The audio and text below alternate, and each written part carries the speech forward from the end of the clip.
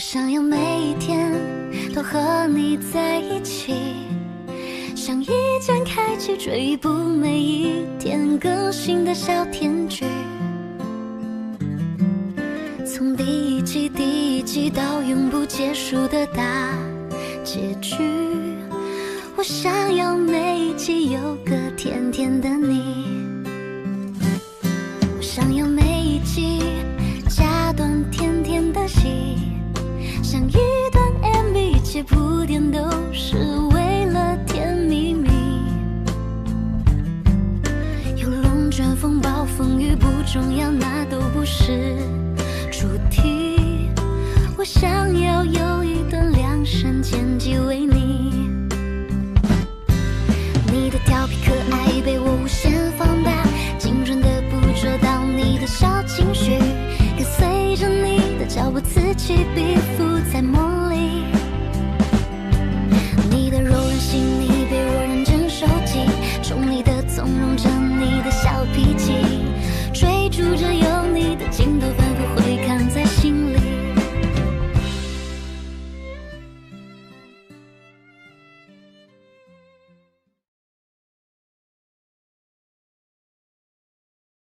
ये मेरा काम है, तो ये इसके बारे में कुछ मत बोलना। इतना हम्बल मत बनो मिस याओ। कंपनी ने यह भी फैसला किया है कि बटलर सर्विस को अब स्पेशल सर्विस बनाया जाएगा और तुम इसकी लीडर हो और अपनी टीम चुन सकती हो और तुम सबको ट्रेन करोगी। दरअसल company high and hotel department में बटलर सर्विस प्रोवाइड करने के बारे में सोच रही है, इसलिए हमें तुम्हारे जैसे टैलेंट की जरूरत है। बाय द वे, मेरे पास तुम्हारे लिए एक और खबर है। हे डोंगहे ने केस छोड़ दिया है और इतना ही नहीं, पहले जो हुआ था उसके लिए रिकॉर्ड सेट करना चाहती है और तुमसे खुद मिलकर माफी भी मांगना चाहती है ना? ये बहुत बड़ी खुश खबर। जी मिस याओ, तब तक हम लोग प्रेस कॉन्फ्रेंस अरेंज कर लेंगे। आप पब्लिक से माफी मांगने के लिए तैयार हैं मिस्टर यन?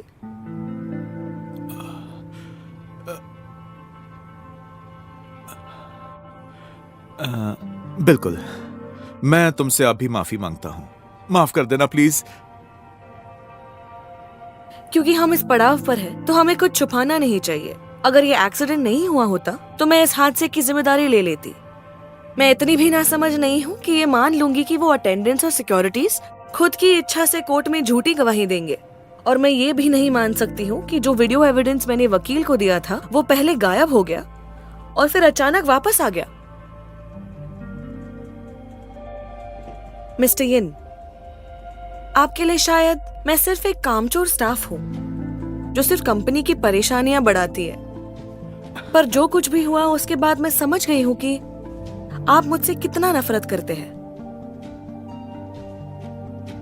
मैं उससे कभी हाथ नहीं मिला सकती जिसने मेरे पीठ के पीछे मुझे धोखा देकर बेच दिया।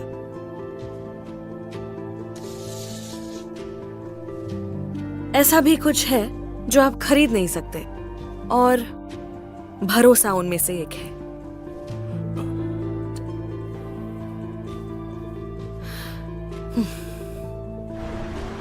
मिस्टर यिन, अगर आप चाहते हैं कि मैं ना जाऊं तो मैं आपको एक चॉइस देती हूँ। ठीक है, क्या चाहती हो तुम मुझसे? अपना गुनाह कबूल करके रिजाइन कीजिए।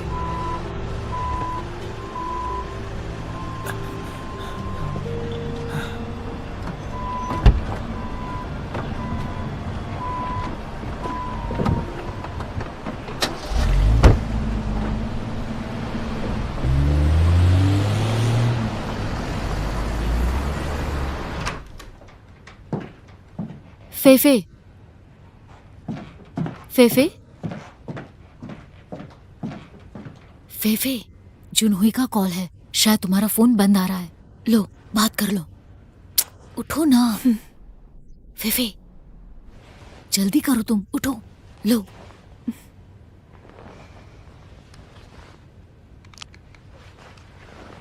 अरे,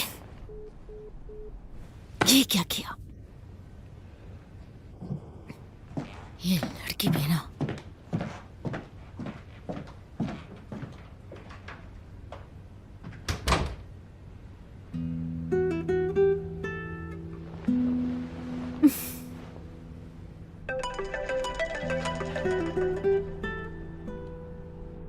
जी मिसेस वो। जुनहुई, माफ करना, वो क्या है ना, फोन अचानक से कट गया। फेफे अभी सो रही है, उठ जाएगी तो मैं बात कराती हूँ। फेफे ठीक तो है ना? हाँ हाँ ठीक है ठीक है, मैंने अभी चेक किया, उसे बुखार नहीं है। जुनहोई, तुम्हारी फेफे से कोई लड़ाई तो नहीं हुई है ना? हाँ, नहीं नहीं। उसे गुस्सा जल्दी आ जाता है। अगर उसने कोई बदतमीजी की हो तो मुझे बता देना, मैं उससे बात करूंगी, ठीक है ना? मैं समझ सकती हूँ कि कपल्स के बीच में ये सब होता है, पर दिल में कुछ भी मत रखना, जब चाहे मुझसे बात कर लेना। हाँ कोई बात नहीं, मुझे काम से थोड़ा जाना होगा। हाँ हाँ हाँ कोई बात नहीं, मैं रखती हूँ। हाँ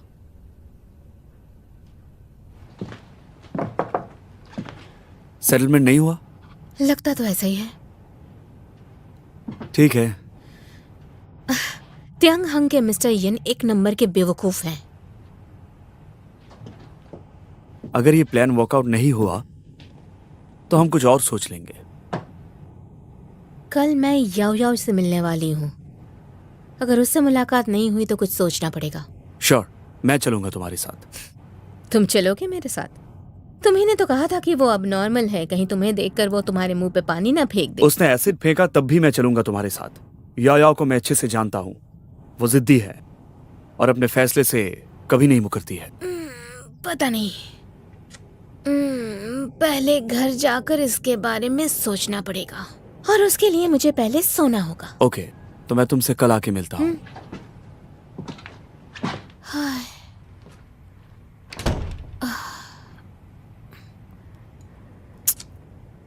हाय पुदीना। किससे मिलने जा रही हो? तुम्हें ये जानने की क्या जरूरत है? मुझे फंडिंग कंपनी ने एक टास्क दिया है और उसके लिए जो प्लान बनाया है उसमें तुम्हारी याओ याओ बहुत इंपॉर्टेंट कैरेक्टर है। उसको इससे क्या लेना देना है? फिक्र मत करो, मैं तुमसे कोई पूछताछ करने नहीं आई हूँ। तो क्या हुआ अगर तुमने उसे डेट किया था? वो इतनी भी अच्छी लड़की नहीं है और सुंदर लड़कियों को तो सभी पसंद करते हैं। तुम्हें ये कैसे पता और कहाँ से पता चला? उससे क्या फर्क पड़ता है? और वैसे भी तुम्हारे पेट में कुछ पचता थोड़ी है। देखो, बात ये है कि तुम्हें ये उससे पता चलना चाहिए था जो इसमें शामिल था, नहीं तो तुम्हारे पास जो भी इंफॉर्मेशन है वो महज अटकलें हैं और अटकलों की वजह से हमारे फैसले गलत होते हैं। ठीक है, तो मैं सीधा उसी से पूछती हूँ जो इसमें शामिल था। तुम्हारा उसके साथ अफेयर था?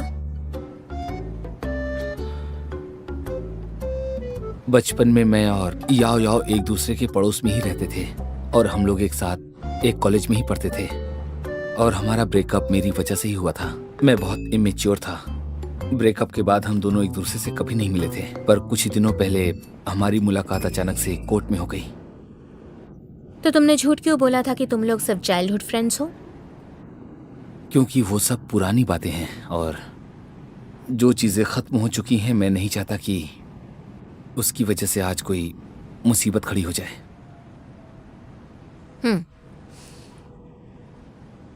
अब तो तुमने मान भी लिया है कि किसी को डेट करना बहुत ही नॉर्मल सी बात है, सभी करते हैं। तो फिर एक बात सच सच बताओ, इससे मुझे तुम्हें जानने में मदद मिलेगी। तुम्हें लगता है कि मैं भी दिखने में सुंदर हूँ या फिर ठीक ठाक हूँ? क्या तुम खुश थी जब मैंने तुम्हें कन्फेस किया था?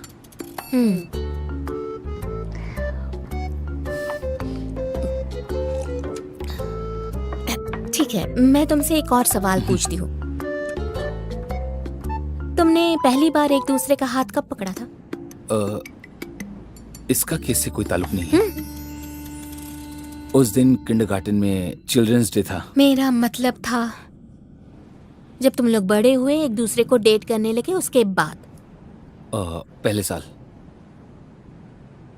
फर्स्ट डेट कहाँ हुई? हम लोग मूवी देखने के लिए गए थे। और फर्स्ट किस? उसी दिन किया था। तुम्हें ये सब कुछ अब भी याद है? How romantic. हाँ, तुम इसे रोमांटिक कहती हो? कुछ भी। ठीक है,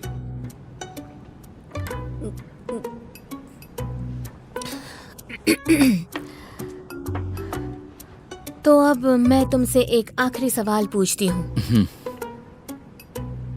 अगर तुम्हें फिर एक बार मौका मिले तो तुम उसे फिर से डेट करोगे? सब सच बताना है? हाँ। मुझे नहीं लगता कि ऐसा कुछ हो सकता है। क्यों? क्योंकि गुजरा हुआ वक्त वापस नहीं आता है, और अगर पैरेलल यूनिवर्स एग्जिस्ट भी करता है तो मेरे लिए हुए फैसले पर मेरा कोई भी कंट्रोल नहीं है। पर हम यहाँ पैरेलल यूनिवर्स की बात नहीं कर रहे हैं, हम प्रेजेंट की बात कर रहे हैं, राइट नाउ। मेरे सामने जो बैठा है उससे ये सवाल पूछ रही हूँ, फिर से मौका मिला तो उसे डेट करोगे? क्या दोबारा उसका साथ चाहोगे? ये सवाल ही बेबुनियाद है, क्योंकि ऐसा कभी होगा ही नहीं, और जो कभी होने वाला है ही नहीं उसके बारे में बात करके क्या फायदा। तुम क्या कहती हो? ठीक है। सही कहा ना?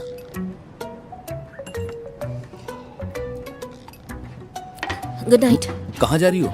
मैं नाराज नहीं हूँ, बस सोने जा रही हूँ। तुम्हें अजीब लग रहा होगा पर मेरा मूड ठीक है। Good night romantic man.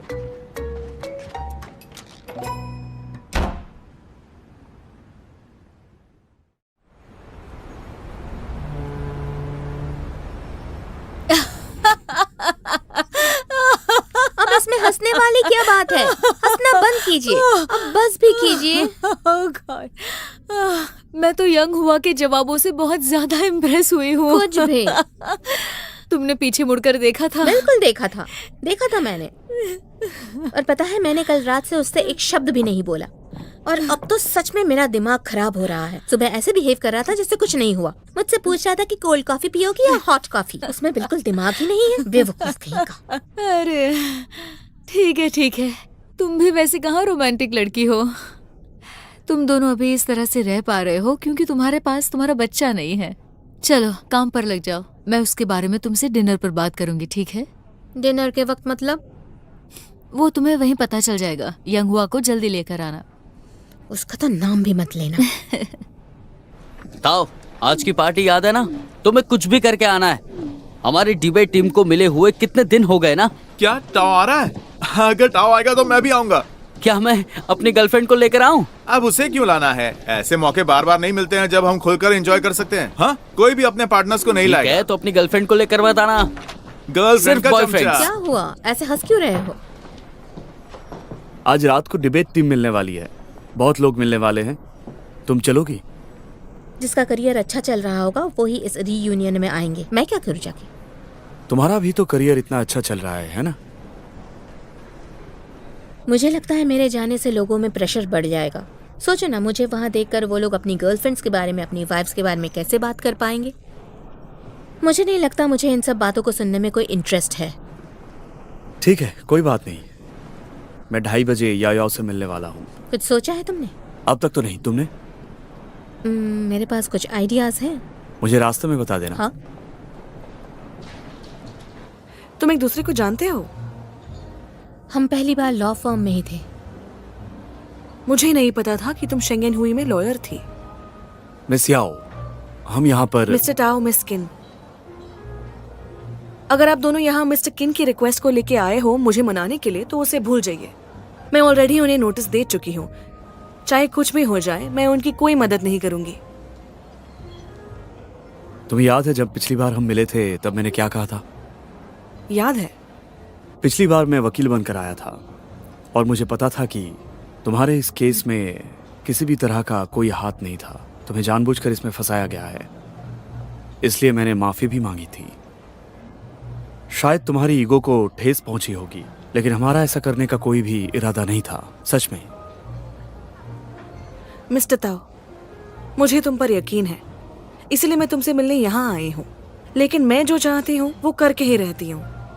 मुझे जो सच लगता है उसका साथ मैं आखिर तक नहीं छोड़ूंगी, चाहे मुझे कुछ भी क्यों ना करना पड़े। अगर आप लोग यहाँ मिस्टर यिन की तरफ से बात करने आए हैं तो मैं आप लोगों की कोई मदद नहीं कर पाऊंगी। I am sorry. रुको मिस याओ, तुम हैन ह्यूटिंग को जानती हो?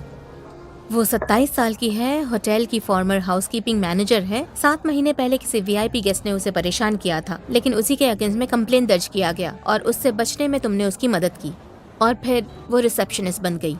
जैंग यू किंग, उम्र 37 साल, ये भी फॉर्मर हाउसकीपर मैनेजर है। जिन जियाओ यू, उम्र 42 साल, फूड एंड बेवरेज मैनेजर। उसका बेटा इसी साल स्कूल जाने लगा। केलियांग, उम्र 45 साल, ये फॉर्मर सिक्योरिटी मैनेजर है। ऐसे बहुत सारे लोग हैं जिन्हें तुम जानती हो और अगली बारी उनकी हो सकती है याओ याओ। तुम मुझे कहना क्या चाहती हो मिस्किन? मेरे ख्याल से तुम इस ले ऑफ लिस्ट से काफी फेमिलियर हो। ये पिछले 6 महीने से स्टाफ में हुए चेंजेस का एक छोटा सा नमूना है।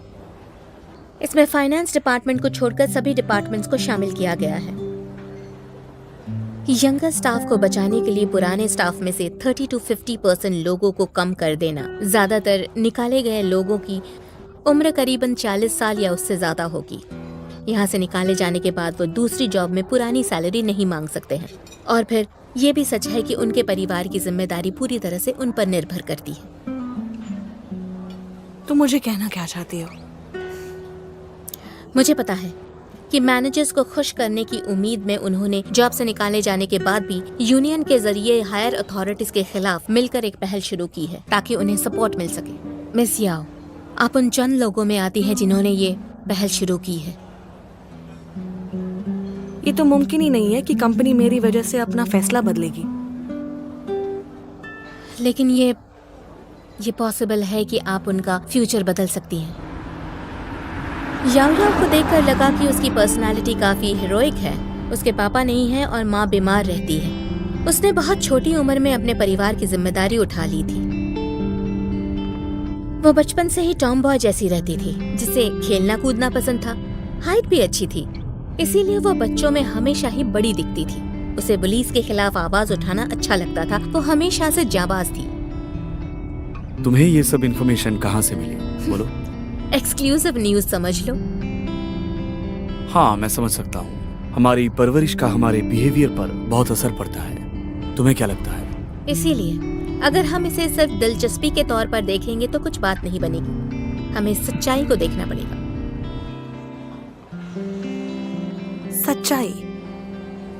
ये शब्द सुने हुए कई साल हो गए। मैंने उनकी मदद की जब उन्हें जरूरत थी, पर जब मुझे जरूरत थी तब उन्होंने साथ दिया। मुझे पता है सबके पास कोई ना कोई वजह होती है। शायद उन्हें लगा होगा कि मैंने उनके लिए कुछ खास नहीं किया है और उन्हें मेरी मदद करने के लिए बहुत कुछ गंवाना पड़ सकता है। मैं समझती हूँ, पर अब मेरा उनसे कोई ताल्लुक नहीं है। कोई किसी की मदद करने के लिए बंधा हुआ नहीं है। जैसे कि आप लॉयर्स, आपको पैसे मिलते हैं इसलिए आप लोगों के लिए लड़ते हैं।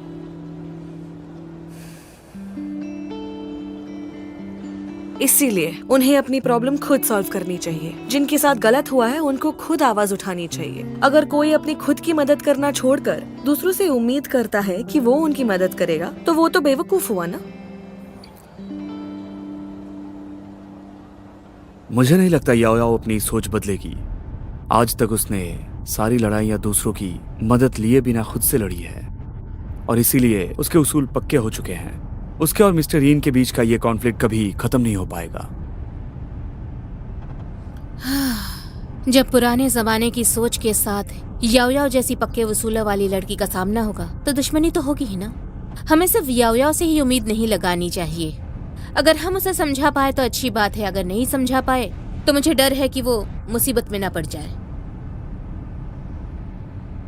वैसे तुम्हारा व्हाइट नाइट प्लान कैसा चल रहा है? एंड्रयू के अलावा और 2 ग्रुप्स है जो टियांगयांग होटल के मुद्दे में घुसने में काफी इंटरेस्टेड है और इन सब में नैंजो ग्रुप सबसे आगे है। मैंने सुना है कि मिस्टर पू सू चोंगफा के काफी करीब है। वो दोनों कॉलेज में साथ में पढ़ा करते थे और एक दूसरे के अच्छे दोस्त थे।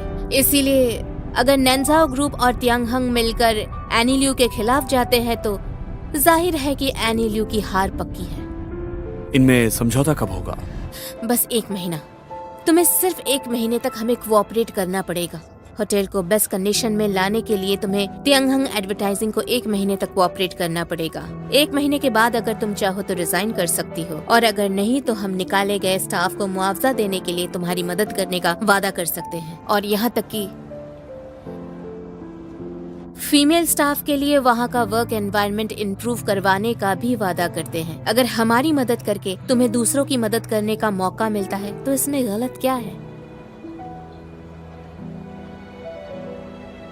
तियांगहंग के सीनियर्स इस बात के लिए मानेंगे? नहीं मानते तो हम यहाँ आते ही नहीं।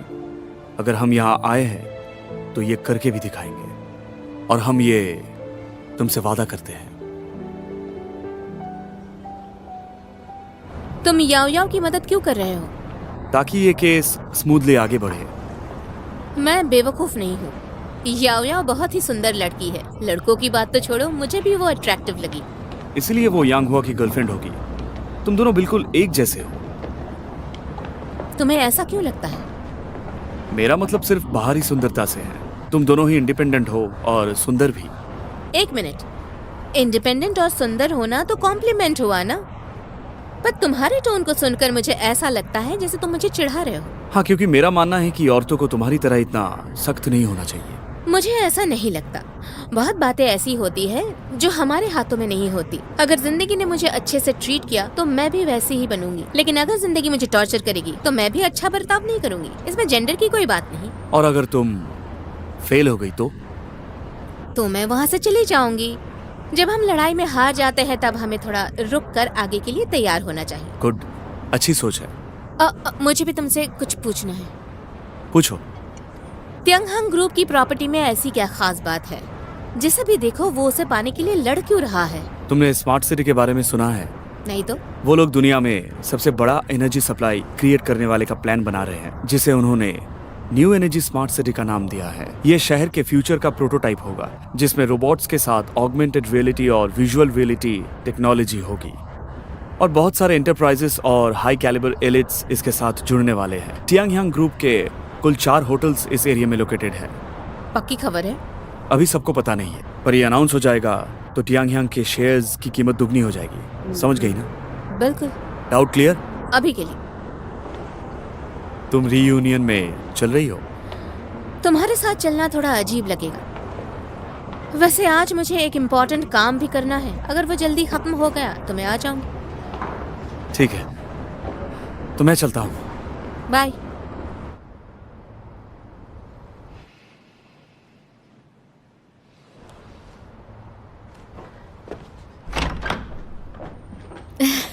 हमें देर तो नहीं हुई ना?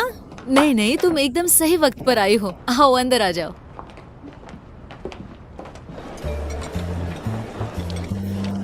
चलो ग्लास उठाओ। Cheers!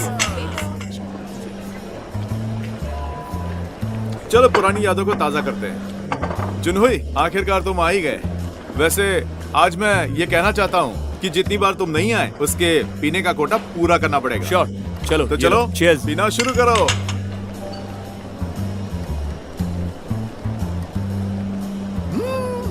वाह क्या बात है। तुमने अपना वादा पूरा किया।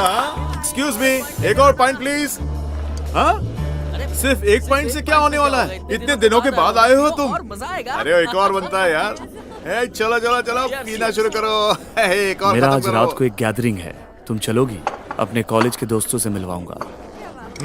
मुझे मत आंखें दिखाओ। अरे पिएंगे ना और मजे करेंगे।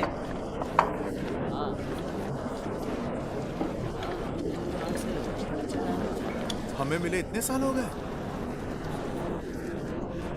जबरदस्ती खुद को बीमार दिखाने की जरूरत नहीं है।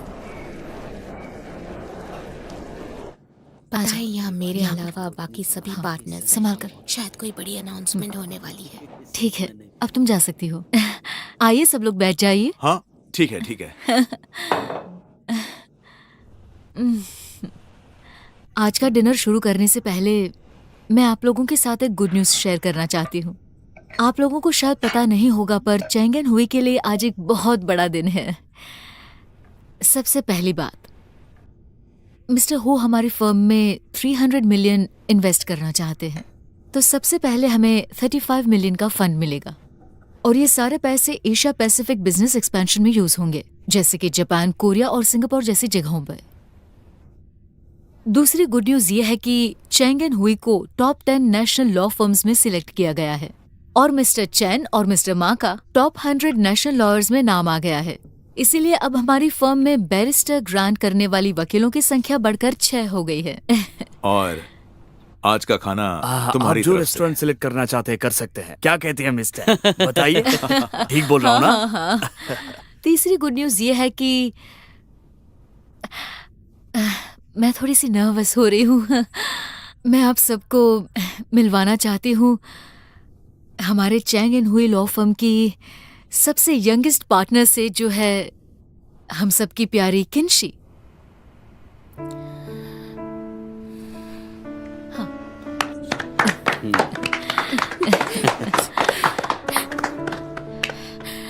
मैं बहुत खुश हूँ कि आपने मेरे बारे में सोचा।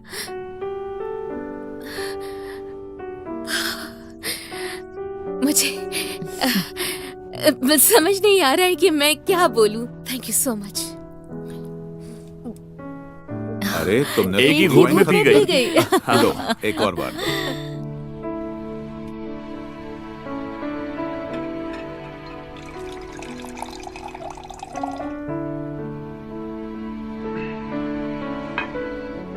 मैं भी आपसे कुछ कहना चाहता हूं।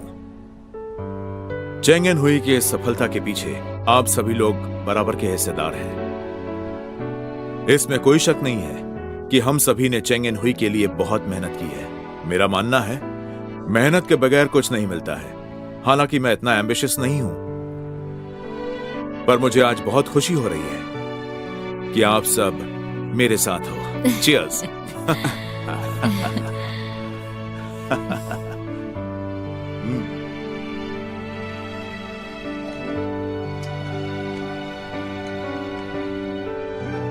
कांग्रेट्स।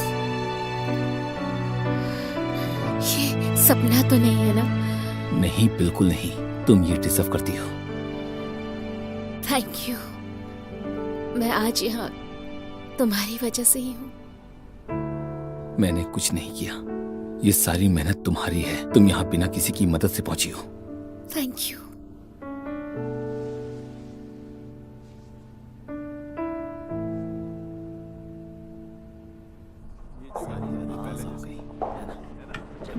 ये मेरी सीट है। शूटिंग मैनेजमेंट में यहीं बैठा करता था। वो भी क्या दिन थे। हाँ, बहुत सालों के बाद आए तो अच्छा लगा।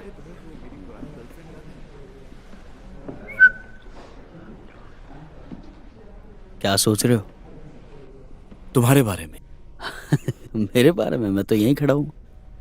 हम खाना खा रहे थे तब से तुम्हें नोटिस कर रहा हूँ। कुछ तो है जो तुम्हें सता रहा है। किंशी के बारे में सोच रहे हो ना? क्या बकवास है, वो चैप्टर खत्म हो चुका है।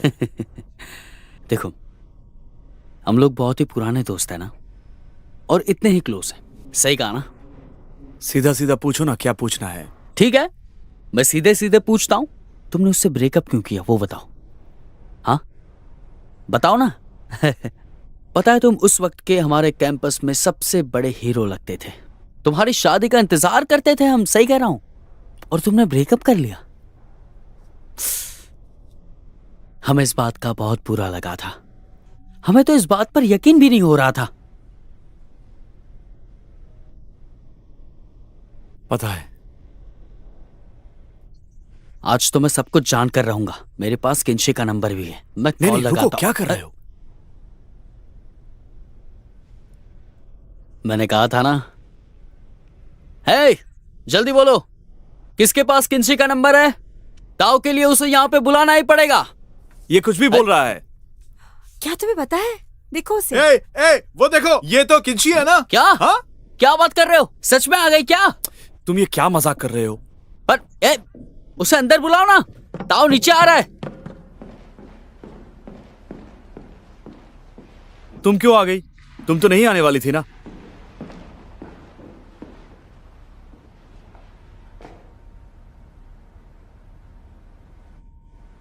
फेफे, तुम यहां कैसे?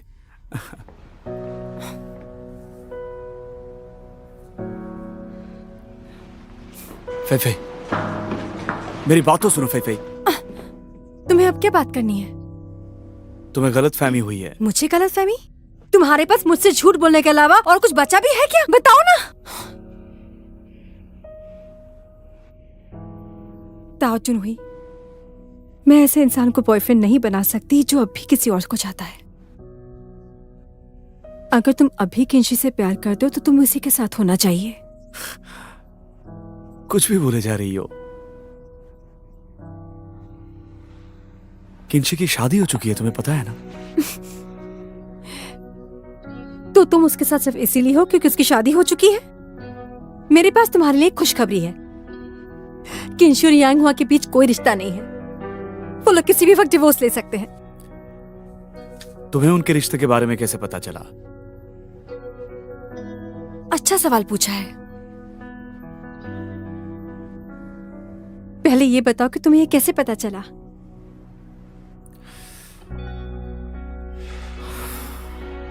मैंने अपना काम कर दिया है और वो मुझे भी देखना है कि मिस चैंग क्या करती हैं सच्चाई जानने के बाद। फेफे, फेफे प्लीज रुक जाओ। फेफे,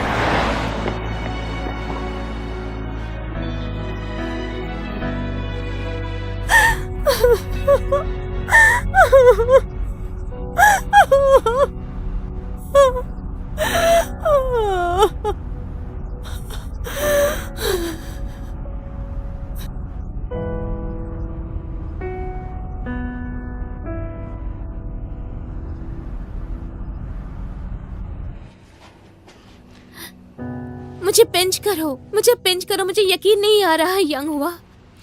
ये कोई सपना नहीं है, ये हकीकत है।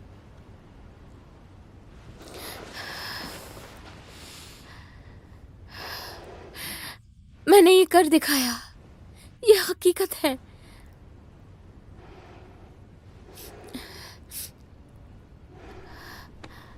अब मैं मिस्टर जिन को सब कुछ सच सच बता दूंगी। तुम्हें यकीन है? पूरा यकीन है। पूरा तो नहीं है। बताऊं कि मुझे क्या लगता है? मिस्टर जिन और मैडम टैंग दोनों ही आज बहुत अच्छे मूड में हैं, और फिर चेंग एंड हुई भी अब एक ऐसी ऊंचाई पर पहुंच गए हैं जहां इन्हें बहुत से लोगों की जरूरत पड़ने वाली है। तो यही सही समय है अपना सच बताने का। अगर उन्हें तुम्हारी बातें सुनकर तुम पर गुस्सा भी आता है, तब भी हाई चांस है कि वो फ्यूचर के बारे में सोचकर तुम्हें माफ कर दें। लेकिन अगर वो नहीं माने तो? अगर वो लोग कुछ अच्छा करने के बारे में सोच रहे हैं तो उनके दिल में इस बात के लिए बुरे ख्याल नहीं आएंगे। और फिर भी अगर तुम्हें डर लगे तो अपने आप से पूछना कि क्या तुम्हारे इरादे गलत हैं।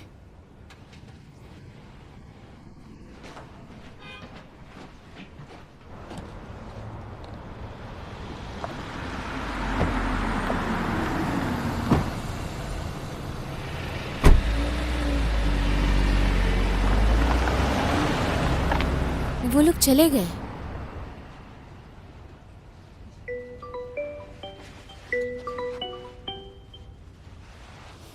हेलो, मेरी बात सुनो। अपनी शादी के बारे में अभी कुछ मत बताना, किसी को भी मत बताना। उनके पास तुम्हारे खिलाफ सबूत हो तब भी।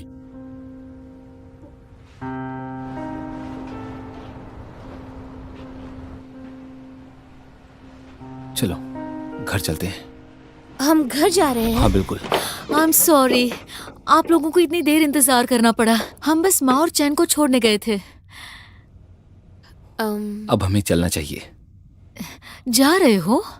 लेकिन हमें तो तुम्हारे साथ इम्पोर्टेंट बात करनी है। चलो चलो किंशी, मिस्टर जिन को तुम्हारे साथ कुछ बात करनी है। तब तक मैं हुआ के साथ बैठती हूँ। क्या हुआ? तुम परेशान लग रही हो। मैं इससे कुछ नहीं करूंगी। आओ।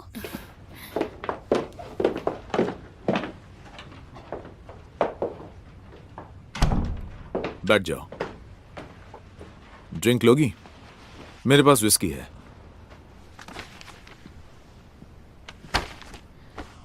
नहीं थैंक्स, मैं पहले ही बहुत ज्यादा पी चुकी हूँ।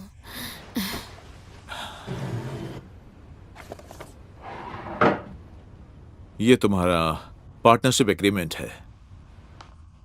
इसमें तुम्हारे पार्टनर के तौर पर सारे अधिकारों को लिखा गया है। मैंने तुम्हारे लिए कुछ चीजों को हाईलाइट किया हुआ है, जिसमें property share, confidentiality agreement, Fidelity agreement है। ये एग्रीमेंट लागू होने के बाद 7 दिनों के अंदर तुम्हें 5 लाख युआन का कैपिटल सौंपना होगा। तुम्हें कोई प्रॉब्लम है? जी नहीं। उम्र के साथ साथ मेरी एनर्जी भी कम होती जा रही है, इसीलिए मुझे तुम जैसे यंगस्टर्स पर डिपेंडेंट रहना पड़ता है। ऐसा मत कहिए, औरतें तो 40 की उम्र में भी बहुत कुछ कर सकती हैं। ये तो अच्छा लगा, पर मैं अब 50 साल की हो चुकी हूँ। अरे हाँ जी, वो बचा हुआ खाना जरा मेरे लिए ले आओगी, उसे फेंकना मत। जी मैम।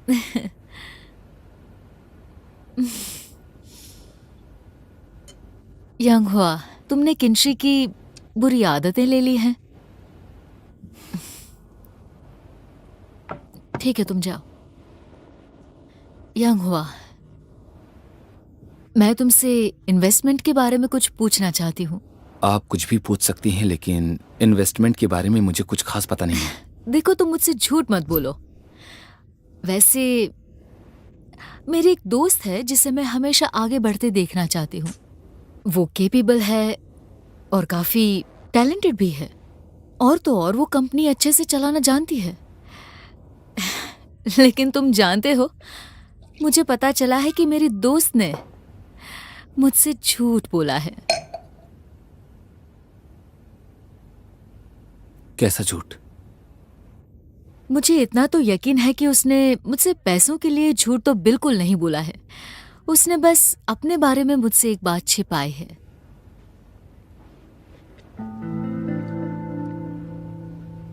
जैसे कि कौन सी बात? जैसे कि उसकी पढ़ाई, रेज्यूमे, हायर अथॉरिटीज के साथ उसका मेल झोल। अरे उसने तो अपनी शादी के बारे में भी सबसे झूठ बोला है। यंग हुआ, मुझे उसके साथ बिजनेस कंटिन्यू करना चाहिए। तुम्हारा क्या कहना है?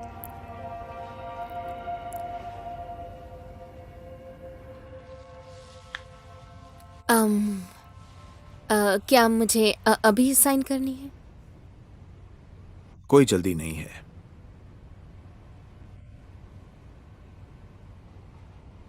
तुम कई सालों से चेंग एन हुई के साथ जुड़ी हुई हो और हम तुम्हारा काम जानते हैं। पहले तुम्हारा हस्बैंड तुमसे अलग रहता था, पर मैं खुश हूं कि यांग हुआ तुम्हें सपोर्ट करता है। दिल से खुशी है मुझे। पर जब तुम यहां पार्टनर बन जाओगी तब तुम्हारी रिस्पॉन्सिबिलिटीज और बढ़ जाएंगी। तुम एक फीमेल लॉयर हो, इसलिए तुम्हें मेल लॉयर से कंपेयर किया जाएगा। क्या तुम इसके लिए तैयार हो? जब मैं पहली बार शेंगन हुई आई थी तो मैं इसके लिए तैयार होकर आई थी। मुझे तुमसे एक और सवाल पूछना है, तुम्हारे बच्चे के बारे में। हाँ, क्या पूछना है आपको? तुम्हें तो पता है चेंग हिन हुई में सिर्फ मैरिड कपल अलाउड है। ये हुई भी एक बहुत अच्छी लॉयर है। हमने सोचा था कि 35 साल तक हम कोई बच्चा नहीं करेंगे, जैसे कि मिस बियान। ये हुई बीमार रहने लगी। डॉक्टर ने कहा कि वो कभी मां नहीं बन पाएगी। तुम तो ये हुई को बहुत अच्छे से जानती हो। वो बहुत जिद्दी है, लेकिन बच्चा ना होने में और पैदा करने की इच्छा ना होने में बहुत फर्क होता है। इस जर्नी में हमने बहुत कुछ सहा है और अब हमारे 2 बच्चे हैं। इहुई ने मुझे बताया है, तो मुझे अंदाजा है इस बात का। पर उसने ये नहीं बताया होगा कि बच्चा होने के पहले ही साल में हम डिवोर्स लेने वाले थे। उस वक्त ये हुई लॉयर और मां दोनों की जिम्मेदारियां एक साथ नहीं उठा पा रही थी। जब वो किसी क्लाइंट से मिलने जाती थी तब उसे लगता था कि वो बहुत बुरी मां है, और जब वो अपने बच्चे के पास होती थी तब उसे लगता था कि वो कितनी बुरी लॉयर है। आखिर उसे किसी एक को चुनना पड़ा। मुझे लगता है कि वो एक बहुत अच्छी मां और औरत दोनों है, और मुझे इसके लिए उस पर बहुत गर्व है। तब मुझे ये रियलाइज हुआ कि जब किसी औरत को करियर और बच्चे के बीच में किसी एक को चुनना होता है, तब बहुत कम औरतें करियर को चुनती हैं।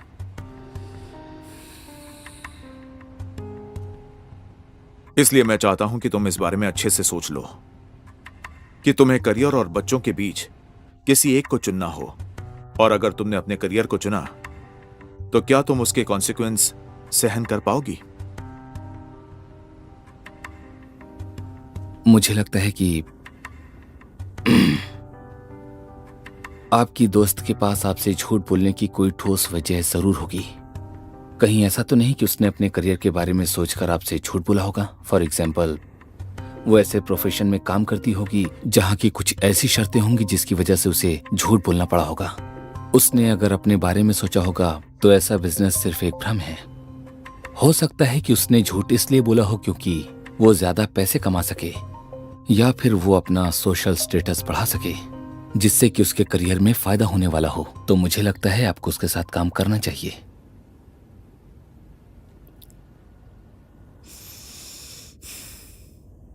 मुझे भी ऐसा ही लगता है।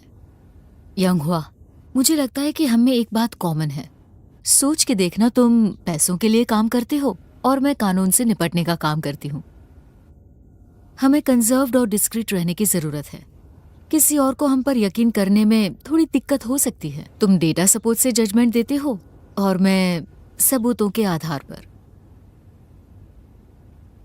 कौन से सबूत की बात कर रही हैं आप? मैंने अपनी दोस्त से कहा कि मुझे उसके साथ एक बड़े प्रोजेक्ट पर कोलैबोरेट करना है जिसमें मैं इन्वेस्ट करूंगी, लेकिन उसमें कुछ शर्तें होंगी। मैंने उसे सब कुछ साफ साफ लिख कर दे दिया था, जिससे बाद में कोई कंफ्यूजन ना रहे। वो मेरी रिक्वायरमेंट्स में फिट नहीं बैठती थी, लेकिन उसने मुझसे ये बात छुपाई।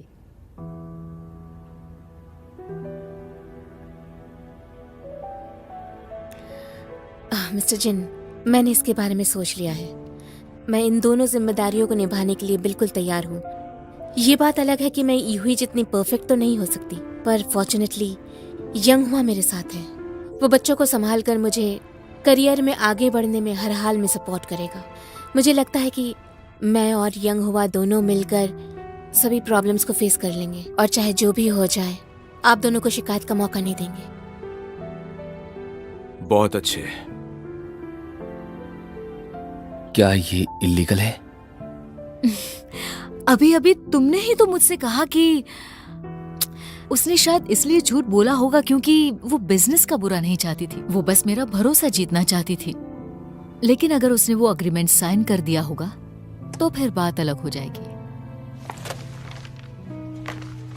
एग्रीमेंट के मुताबिक तुम्हें ये सारे फायदे मिलेंगे। हमारी कंपनी में सभी को रिस्पेक्ट मिलती है और हम नहीं चाहते कि हमारे एम्प्लॉयज के परिवार को उनके काम की वजह से कुछ भी सहना पड़े। इसलिए ये हुई से डिस्कस करने के बाद तुम्हारी पार्टनरशिप में कुछ सब्सिडीज प्रोवाइड की हैं। पढ़ लो एक बार।